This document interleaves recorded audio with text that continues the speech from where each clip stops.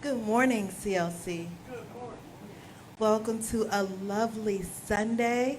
I'm not sure where the weather is where you are, but today we have a beautiful, sunny, cool day. It is so nice. And so I hope you're enjoying the same. And if not, I hope you are enjoying whatever weather you have right now. Thank you.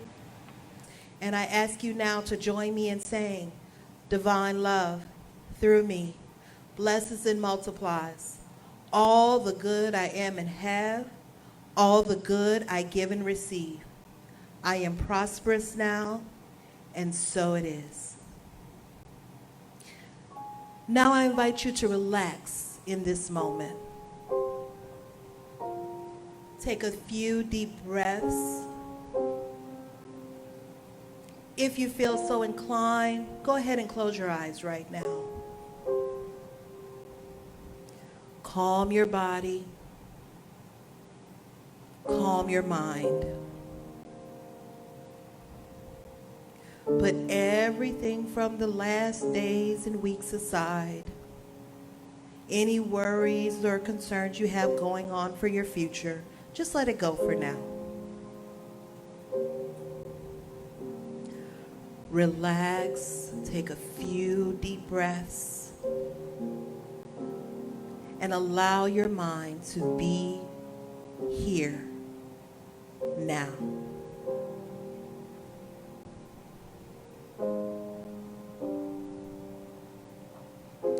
Universal love enfolds me. Universal wisdom inspires me.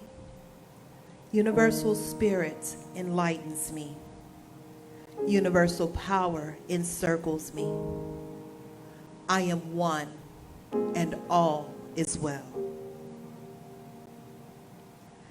As we begin the inner healing process, let me invite you to relax in quiet confidence, opening yourself to the miracle-working higher power.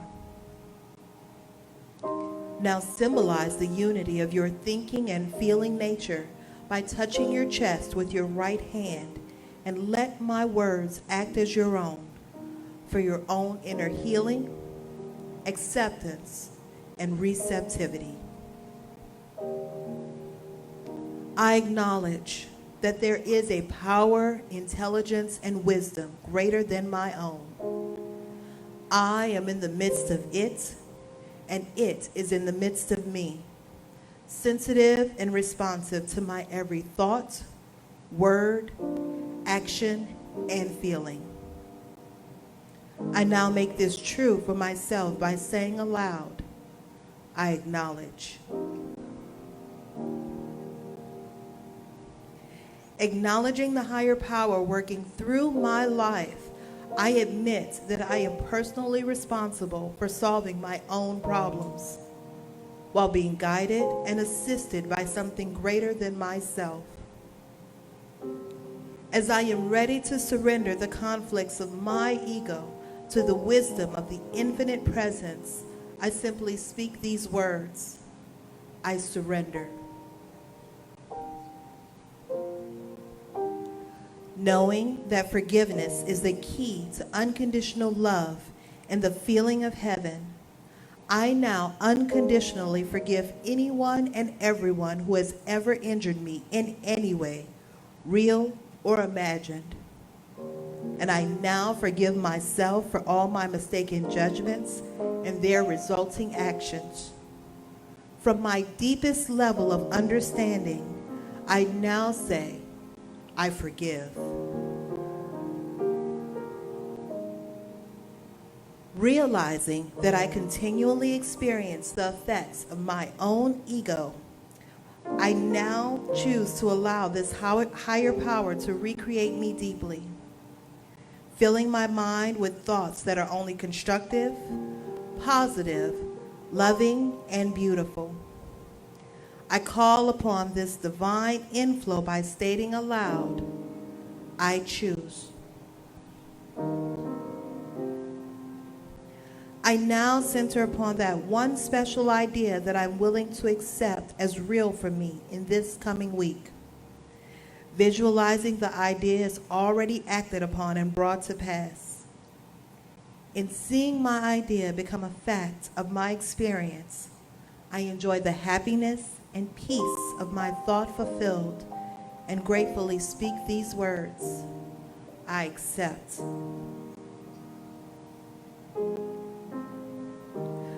Knowing that I have an everlasting place in the midst of the power that sustains all creation, as well as the support of all those around me, I allow myself to relax in the peace of fulfillment and gratitude and say, I release. Now, in my mind's eye, I envision the presence of someone near and dear to me. This can be a friend, a family member, a teacher or mentor, someone who has touched my life in deep and loving ways. Someone who may not be physically present in the room with me this morning. I turn toward that image in my mind's eye and say, I am grateful for the good in your life. I now open my eyes and turn to the world around me and joyfully speak to anyone who may be in the room or virtually on this program and share in gratitude and confidence and say, I am grateful for the good in all of your lives. I'm grateful for the good in your life. Thank you, Jeffrey, as always. Good morning, Creative Life. How are you today? I want to thank Reverend Lisa Ryan for her amazing talk last week on the book of Esther and how we can use that information in our lives moving forward. She's scowling at me, but I think it has to do with the recording and not me. I'm not going to take it personally, which is actually what I'm talking about today, is not taking things. The mic's still set for me, so I was checking. The mic is still set for you, okay. Yeah, so I was making sure your sound was good. Okay. So I don't need to crouch or something? Okay, good. I crouch for this, and then when Brian's here, I have to leap. Mike's up here, you know. So in September, the Sundays that I was with you, I was speaking about spiritual strategies, and Lisa continued that and wrapped it up beautifully last week. And really, spiritual strategies are what we do here. They're what we talk about all the time. Danielle mentioned I was going to say more about heartfelt living.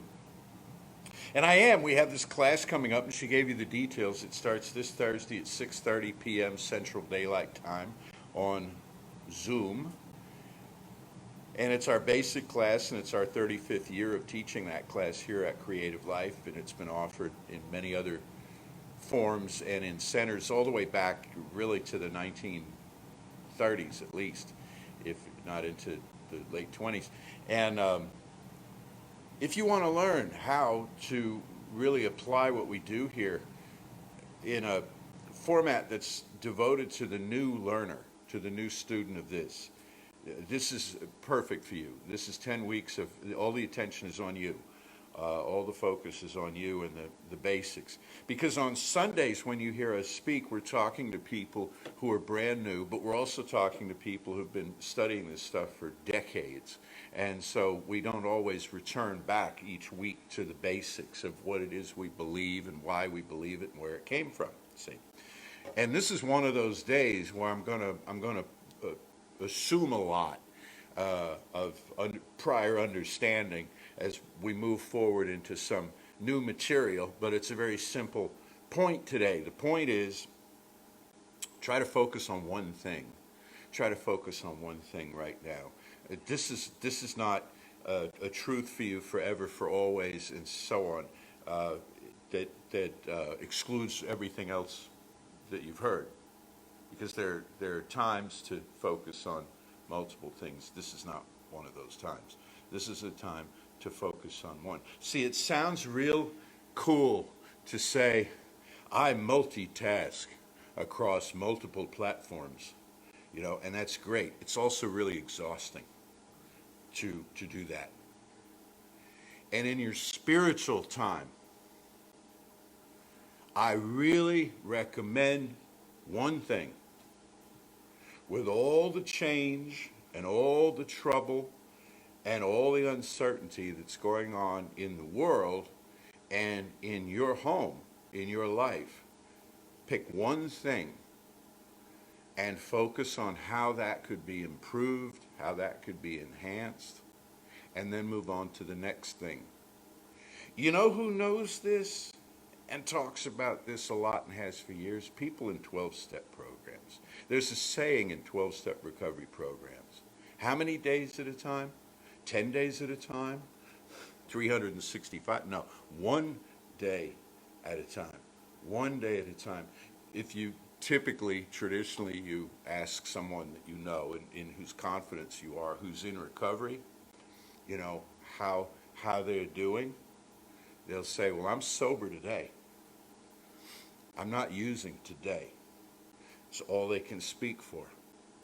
The attention has to be focused in the moment, in the now. Attention, attention, attention, attention is a huge part of the teaching of an amazing man named Neville Goddard.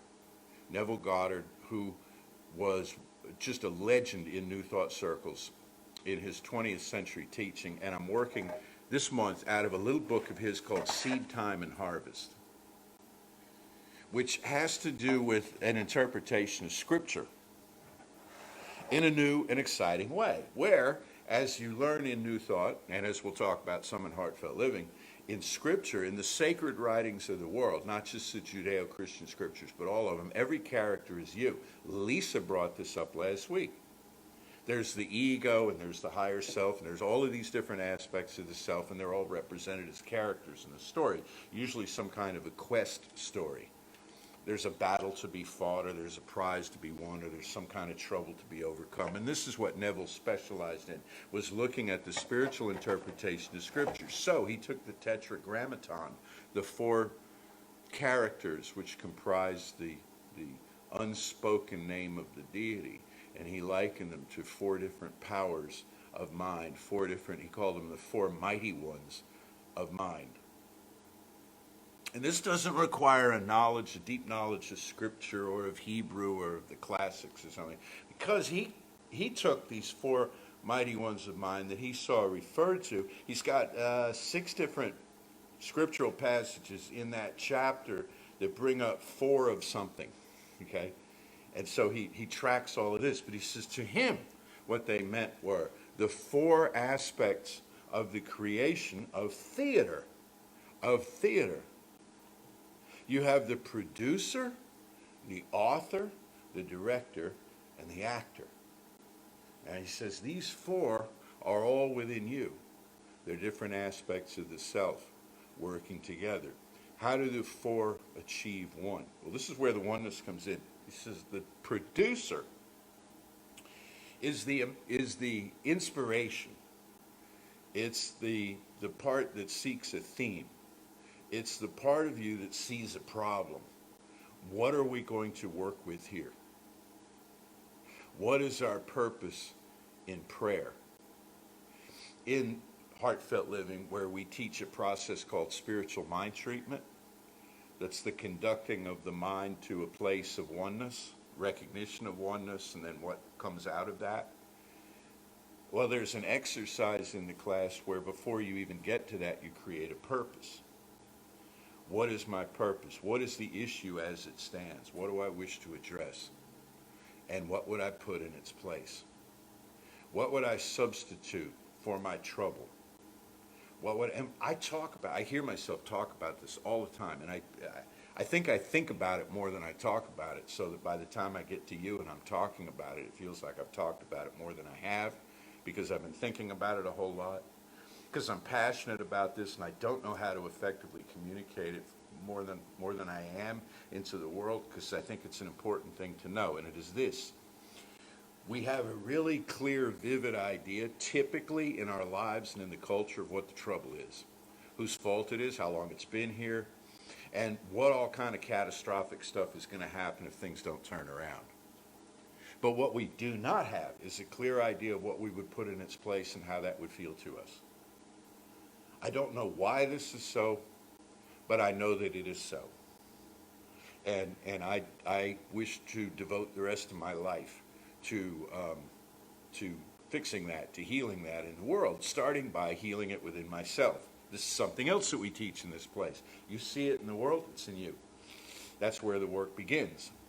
Let there be peace on earth, we will sing at the end of our services. Let there be peace on earth, and let it begin with who? Me. Can't begin with them, has to begin with me. Last week, Lisa reminded us there are no them.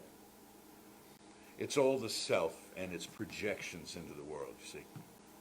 So what would I put in the place of trouble? What would I put in the place of the coronavirus?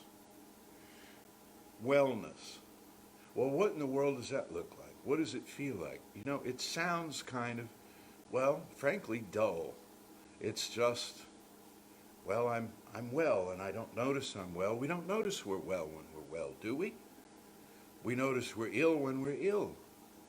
I was thinking about this the other day, and I may have mentioned it to you. Forgive me. You know, we hole up. We're isolated, a lot of us these days, and so we get kind of squirrely, and I come out here and I talk to you, and I don't know what I've told you before, but you get a headache. And you know you have a headache, and you turn on the TV, and there's headache remedies, and there's, you know, all sorts of things you can do about a headache. When the headache goes away, do you notice it? Do you notice that suddenly you're headache free? Do you wake up in a morning where you don't have a headache and say, hey, I don't have a headache. My head feels great today. Do we talk about how great our head feels when our head doesn't hurt? Not enough. Hey, my arms, man, you know, I feel strong today. I can breathe. I know that sounds kind of silly, but we take all of this stuff for granted until it falls apart. And then we're scrambling to try to put together the emotion behind a positive prayer.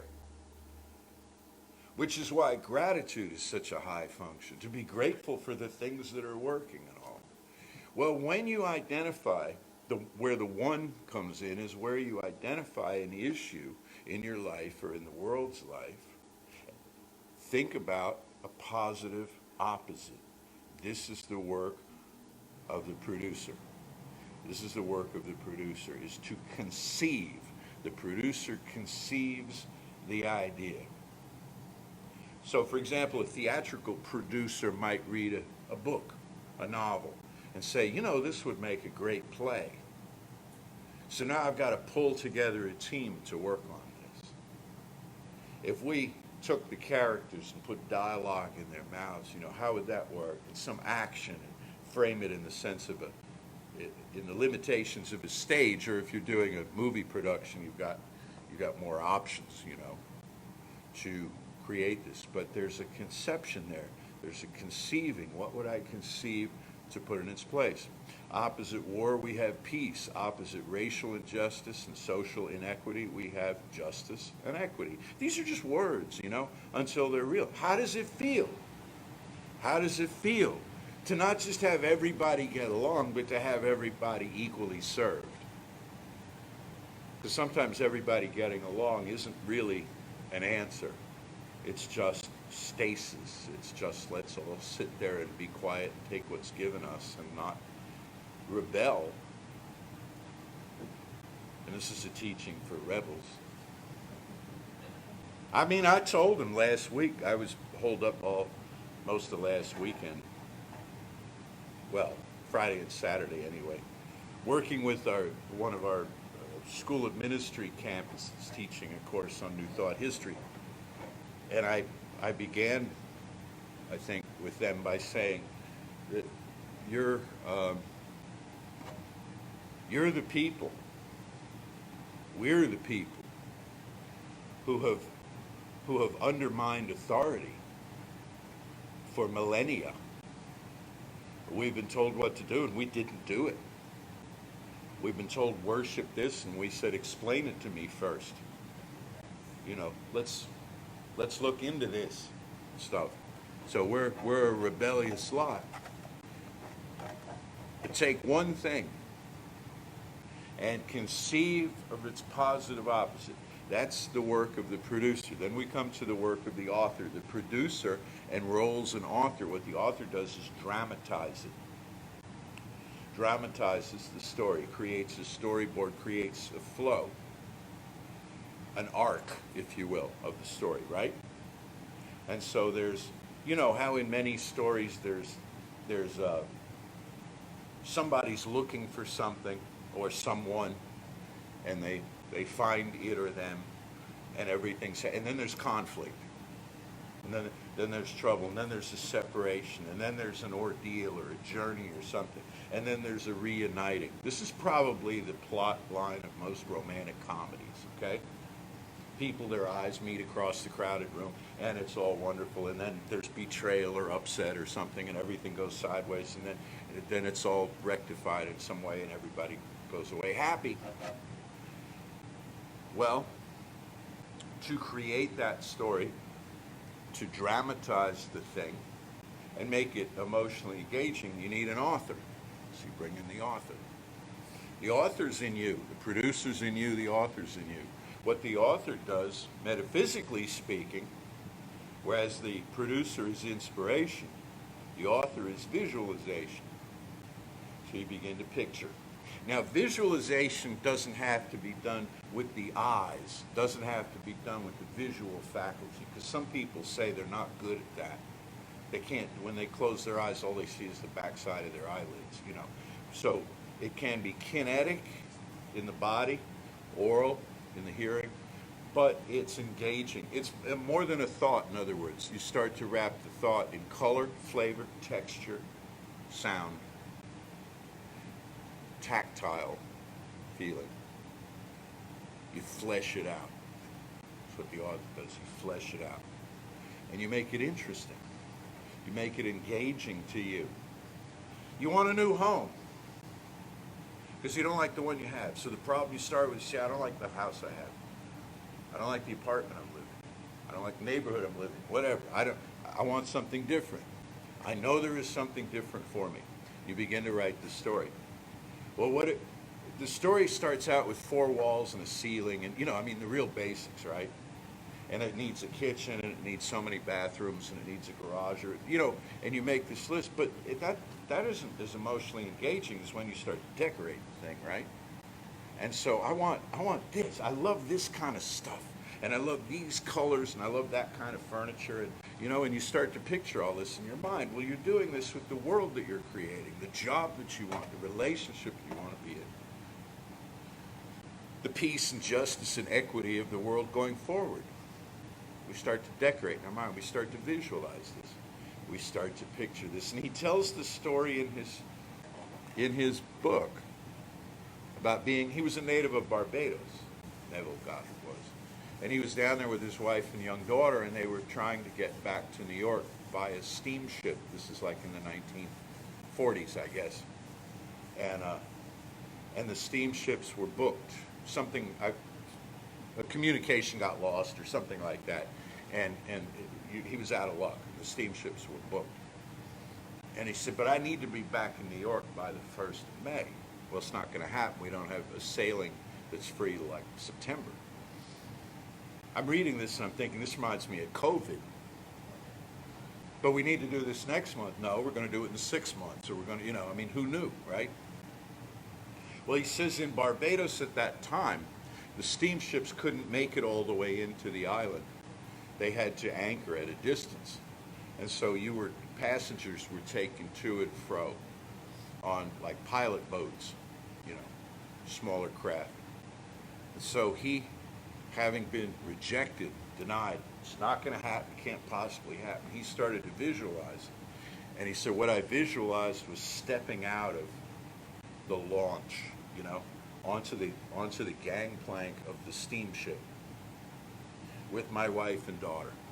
I pictured stepping out, smelling the salt spray under the over ocean sky.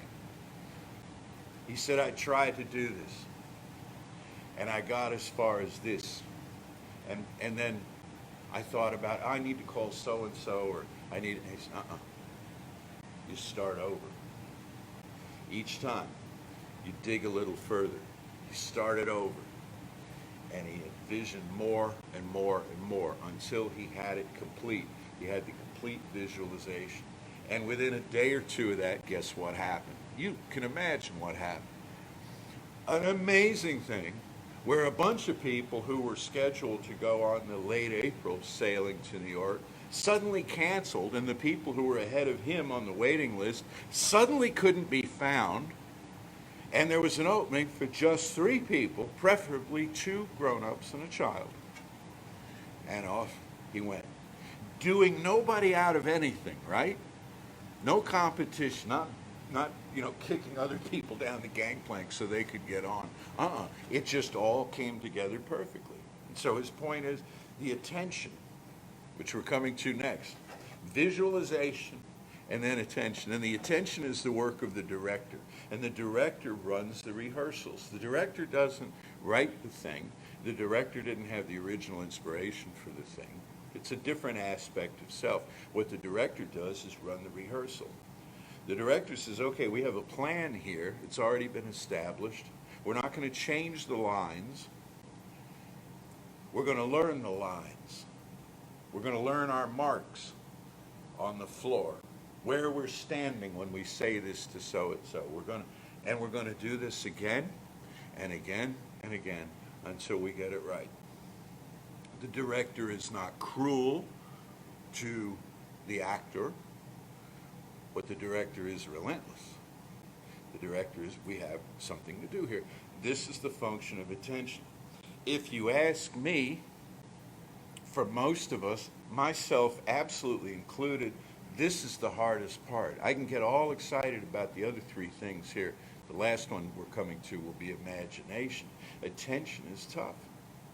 Because of why? Multitasking across multiple platforms. I'm busy sending an email when the phone lights up with text messages, which I then have to reply to. And while I'm replying to the text messages, then it's time to write something that has to be sent off to somebody. And it's like, for crying out loud, you're putting out fires constantly. There's stuff to do. There's stuff to do. There's stuff to do in mind. And I do not take for granted the fact that all of us right now, you can't just say, well, today I'm not paying any attention to the kids. I mean, you have these responsibilities. I realize that. I'm talking about in your spiritual time, in your set-aside time, in your quiet time, to do the inner work, that you focus on one thing today, one thing at a time before you move forward. And I thought of this while I was just sitting there during Jeffrey's song. We talk about platforms. I want to offer as an alternative grounding. There's ground, and then there's platform. You think of platforms in the original sense of the term, right? They're like, scaffoldings, platforms up and whatnot. Well, then underneath the platforms, there's the grounding. In spiritual work, we leave the platforms and we go to the ground. If you go to social media platforms, you see some really disturbing things. You see some disturbing things from people you thought you knew. But you know what? Underneath the platforms is the grounding, that everybody wants the same thing. Everybody's in pain, everybody's in sorrow, everybody's in chaos, and they lash out sometimes and say hurtful things. And it's not to let off the hook anyone who says hurtful things from accountability for their words, but all of us, even the most disturbing of us, ultimately want the same things. That's the recognition of that is the grounding under the platform. Let's come back to ground. Let's come back to ground one, where we know who we are and what we're seeking, and pay attention to that, and pay attention to our oneness, pay attention to these words that we hear, that there's one life, and that life is spirit, and that life is all the life there is. Attention must be paid. Which brings us to the 4th mighty one of mine, the actor. Bearing in mind, again, all 4 of these are in us, and they're all interacting, and they're all overlapping in some way. But they do have these 4 specific tasks. The actor in you is the imagination. So you've got the story, the theme that's picked out, and then written up, and then you've got lines, and you've got marks, and the director is directing all of this, but it's the actor who brings interpretation to it. What makes a great actor is the ability to take lines that sit flat on a page and deliver them in a way that's convincing, that's meaningful, right? It's very interesting when you see really old stuff, like gosh, I don't know, Oedipus Rex or something, or all the way up to, Shakespeare, which is way more recent than that, where thousands of people have delivered the same lines. But who are the great actors? They're the ones who make you forget that you're watching an actor, make you forget that you're watching a play, and you fall into the story. You fall into the story. They're similar in a peculiar way to baseball umpires, because they'll say a good umpire of a baseball game is invisible. You don't know they're there, right? They call the balls and strikes and the outs, which now they have the instant replay with balls and strikes. They don't. They call these things, and everybody's like, "Yep, that was a strike. Yep, you're right. That was," and they move on. It's when the batter turns around and like, "What? Are you kidding me?" All of a sudden, now the umpire's part of the game.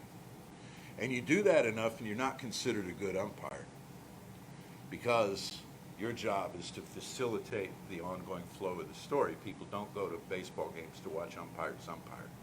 See, they go to games to watch the game unfold. People go to the theater, they want to hear the story, and they want to forget that's an actor. And some of the wonderful whoever your favorite actors are, I mean, it's too long a list, but whoever your favorite performers are in any venue, they step out of the way of the performance or out of the way of the music that they're delivering. So the actor brings imagination to it, and imagination is facilitated by attention. What most of us want to do is go to imagination without attention. You know what? That doesn't work. Attention is the structure around imagination. Attention is the channel that's cut through which imagination can then flow. Because otherwise, imagination is going to wander all over the map. And if we're starting from a place of anxiety with this process, then imagination is going to turn anxious. You see? And then we're going to, all of a sudden, we didn't know we were doing. Have you done this? I'm sure you have. You sit down and I'm going to think about how I want my life to be, but I'm going to start out by thinking about my life the way it is. And all of a sudden you veer off into, now I'm thinking about my life the way it will be when everything absolutely goes completely wrong. Okay? My anxiety has taken the wheel, has steered me off into this, because I haven't spent enough time and cultivated attention in spiritual practice of attention building, attention building, attention building. There is one life. That's why we have ritual. And we discussed this in our class last week about ritual. We're a little light on ritual here. We don't have a whole lot of stuff. But what we do have is very conscious. Part of that is in our spiritual mind treatment, our prayer, our affirmative prayer. Neville says, I am involved in mankind. We are one. We are all playing the four parts of producer, author, director, and actor in the drama of life. Some of us are doing it consciously, others unconsciously. It is necessary that we do it consciously. Only in this way can we be certain of a perfect ending to our play. Then we shall understand why we must become conscious of the four functions of the one God within ourselves, that we may have the companionship of God as his children. Isn't that beautiful? So the structure of attention, the ritualized idea of oneness, can lead us to the doorstep of this, take us through this, just to review: conceiving, dramatizing, rehearsing, and performing, the producer, the author, the director, the actor; inspiration, visualization, attention, and imagination.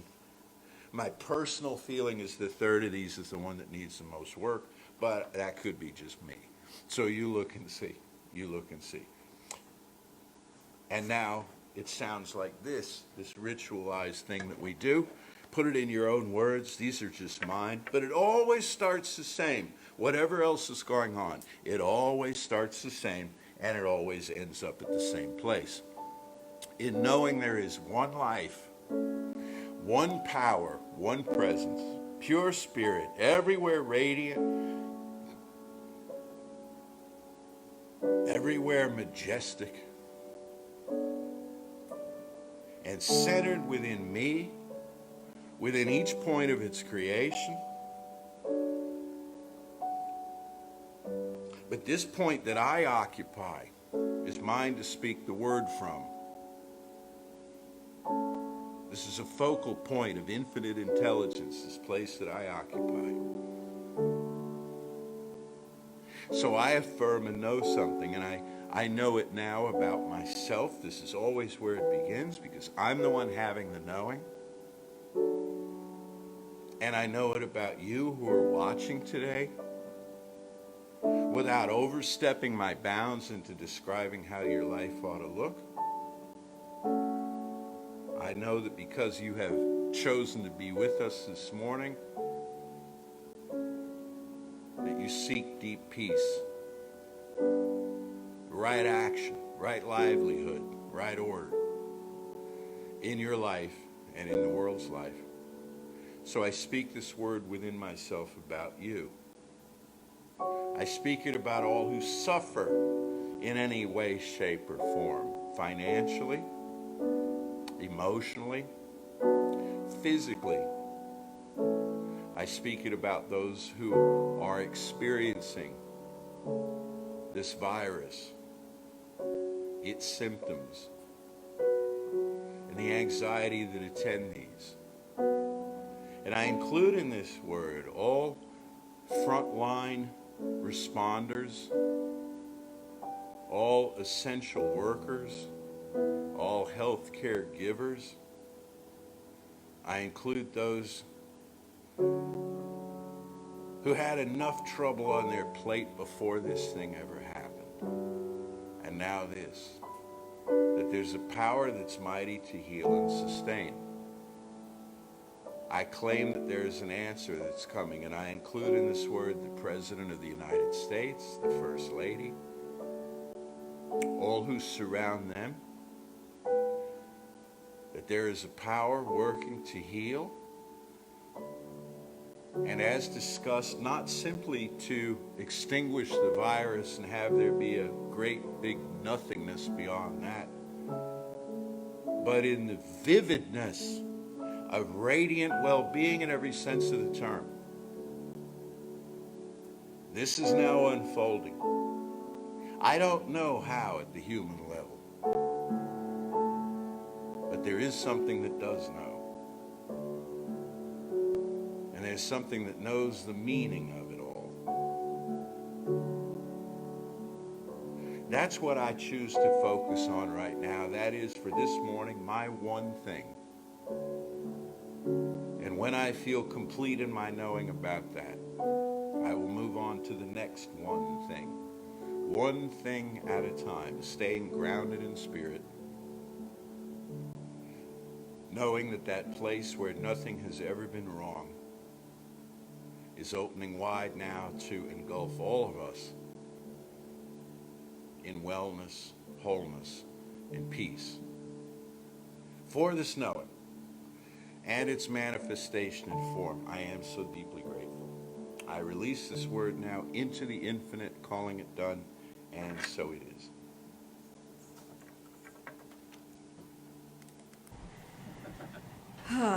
Okay, so I think what I'm going to do for a moment is I'm going to be an author. I'm going to tell you a story of your wellness. So for a moment with me, I'm going to invite you to, if you're comfortable, sitting down comfortably, to close your eyes and settle back into your body. Just settle in, and then you don't have to do anything more than just kind of mentally reach out and feel all of your parts. Like, kind of stretch out and feel your fingertips. And then stretch out and feel your toes. And then stretch out and feel the top of your head. And anywhere that you feel a little tightness, focus there. Focus on relaxing that part. Just kind of let it loosen. I'm going to give you an idea, maybe Jell-O, kind of that, a little wiggly, but loose. So when your body is relaxed, you can You focus your attention on wherever it was tight and relaxed that. Now, is your breath maybe a little tight or a little fast? So focus on your lungs. And if you have an idea of what they look like, they kind of look like trees, actually, with branches and leaves. And then just kind of focus on the air flowing through your lungs, gently ruffling those leaves in there. And that oxygen exchange is happening gently. So the oxygen is coming in and the carbon dioxide is going out. And your breath is coming as a gentle breeze. And maybe your head's a little tight because you've been thinking too much. So you can go up there and focus on that feeling. And let your head feel, instead of heavy and tight, let it feel like a feather pillow. Light and fluffy and gentle. And you allow the thoughts like a stream. And they gently flow in and they gently flow out. And if there's something that you need, it'll come back around. Just relax and let those thoughts flow. The same thing with your feelings. That's my idea of wellness. And I'll give you one more idea for your immune system. Because you have all these little parts to your immune system. You've got your white cells and your lymphocytes and all those technical terms that I'm not going to get into. But what would be your favorite image for those little cells of your immune system to go down and tackle viruses? Mine's Cookie Monster. I'm going to envision all my little immune cells as Cookie Monster. And they're going to go find those viruses and those bacteria that shouldn't be there. And they're going to go to town like Cookie Monster and eat them all up. And that is my idea of wellness. So in the knowing that there is one life, one power, one presence, one love, I know that I'm a part of that love. I know that that love flows in me, through me, as me, just as I know that that love flows through you, in you, as you. And so I'm knowing that your body is relaxed. All of the tightness just drifts away. That your head is relaxed. And that your emotions and your thoughts flow in gently, flow out gently. And that your breath is a gentle breeze. And it flows deeply in and deeply out easily.